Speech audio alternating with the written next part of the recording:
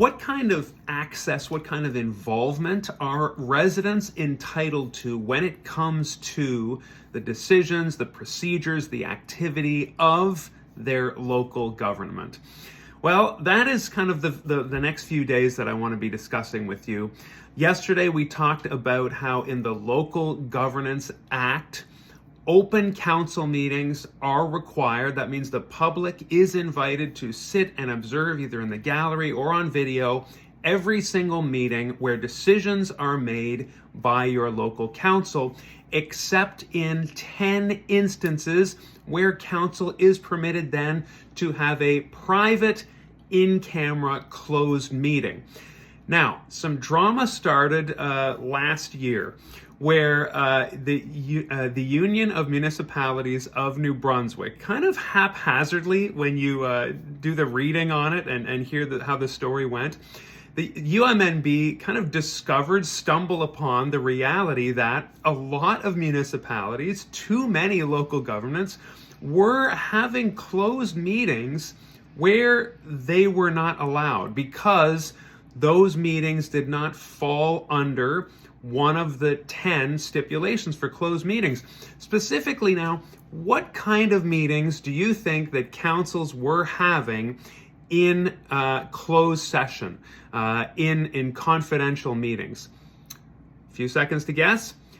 Of course, when a council wants to have a closed meeting, would be most likely where a complaint is lodged against them or one of their members. Okay, so obviously that's kind of human nature. A complaint goes against a member of council or against the council as a whole, although you can't really do that, and I'm going to explain that in the next couple of videos.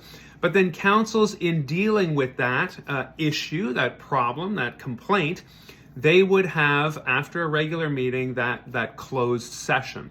This is when the UMNB discovered that, and again, this is the Union of Municipalities, but it was kind of discovered in those meetings and in those talks that these councils were doing this. Well, then the Local Governance Commission, remember that is the arm's length advisory body of that serves the province, that regulates and advises how municipalities should function.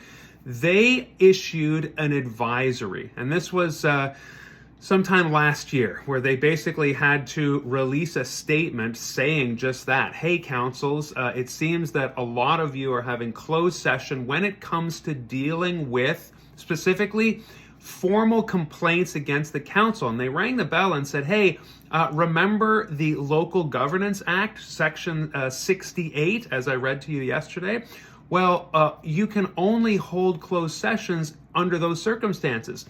But here is how councils were interpreting, and I'm not saying there was any nefarious motive here, but they were interpreting one of those 10 items as cause for meeting in private when they were receiving formal complaints. And just to round up again, of course, a personal complaint against a member, nope, that doesn't meet the information of which the confidentiality is protected by law, although maybe they were saying that's kind of a catch-all. And hey, are we protected by law? I don't know. So let's move into closed session. It's not RTIPA 2. It's not information that could cause financial loss or gain, a formal complaint against conduct, no. The proposed or pending acquisition of land, no. Information that could violate confidentiality of the Government of Canada or the province, no. Legal opinions or advice, solicitor, attorney-client privilege, no. Litigation by the local government involved in the corporation, no. This is not a litigation matter. Access of security or buildings, no. Information gathered by police, that kind of thing? No, not when you're talking about a resident lodging a formal complaint against a member. So it came down to the very last one, number 10 of 10, labor and employment matters, including the negotiation of collective agreements. A lot of councils throughout the province, there are 77 municipalities, by the way, fun fact, a lot of those, when they received a formal complaint, were saying, oh, this is a labor and employment matter. The Local Governance Commission had to release a statement saying, hey, guess what, folks? The mayor and the council are not a labor and employment matter. the mayor and the council are not employees of the local government. They are representatives. Again, it is more like the board of the corporation. And of course, as we all understand, boards of corporations, whether profit or nonprofit, they are not employees. So they do not fall under that. So what happened next was then the Local Governance Commission advised all municipalities to review their code of conduct bylaws and specifically ensure that they were complying with a law that came out in July 2024 under the Local Governance Act, which by now this should feel like the back of your hand. The LGA, the Local Governance Act, which regulates pretty much almost all the activities, everything that a municipality can and can't do, should, must not do, etc.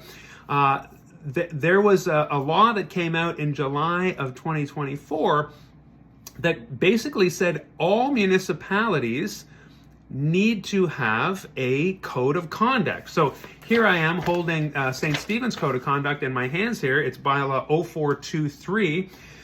And you know, this is very robust and thorough. There's parts that you could or could not take issue with, but this is what is on the books and this is what has been passed by our municipal council. There is another one happening right now, an updated version of the Code of Conduct, because when the Local Governance Commission said to all municipalities, it is time to review and update your Code of Conduct. St. Stephen is part of that process. You can read about other municipalities in Charlotte County nearby, our neighbors that are doing this.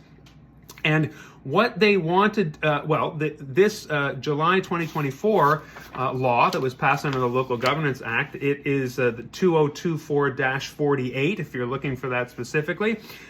It basically has all the stipulations that need to be found in the Code of Conduct. So the local, again, if you're just to round up here as we finish up for today, the Local Governance Act passed a law as part of the act that said every single municipality needs to have a code of conduct, and then they spelled out the specific requirements, regulations, sections, things that need to be covered off in that municipality's code of conduct bylaw.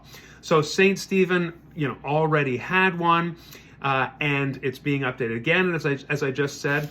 But specifically, when you start on page 13 of the one that exists now, St. Stephen's bylaw 0423, the last several pages deal with the formal complaint process. This is the process that, again, even if municipalities had this kind of process as they were required to do, they were still doing it behind closed doors.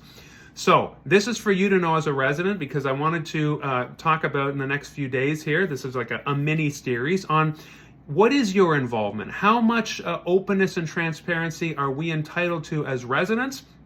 Well, you've got of course, you can always reach out to a councillor or the mayor or the staff, and you should be directed to the proper place once you do that. There is public comment period. I want to talk more about that. And then there is the complaint process. There's informal complaint and there's formal complaint. All of these things are regulated. They are spelled out. They are stipulated in bylaws, in acts. But until I started digging into the weeds and frankly spending hours and hours researching the role, the position, if I want to be mayor, I should know what's involved in this.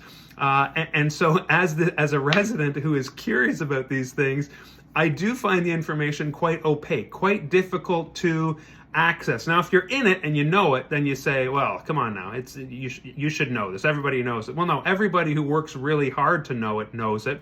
I think that this information can be better presented more accessibly to all residents so they know, what is involved in a formal complaint. What criteria does a complaint even meet? You can't just I don't know if you think this, but you can't just form a complaint saying, I don't like what this counselor thinks, or I don't like the cut of their jib. It has to be more specific than that, and I want to talk about that tomorrow.